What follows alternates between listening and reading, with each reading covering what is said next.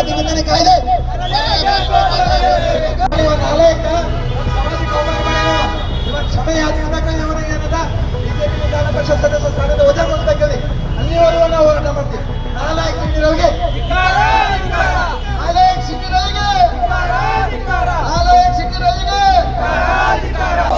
ಕವಿತಾ ಬಂದು ಈ ಒಂದು ಬೃಹತ್ ಪ್ರತಿಭಟನಾ ಮೆರವಣಿಗೆ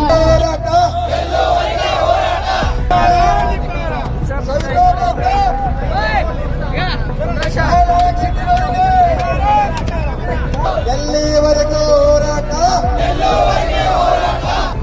ನಾಲ್ಕು ಸಿಟಿರವರಿಗೆ ಜಯ ಸವಿತಾ ಜಯ ಸವಿತಾ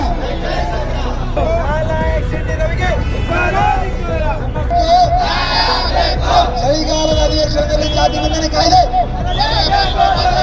ಜಾತಿ ನಿಂದನೆ ಕಾಯ್ದೆ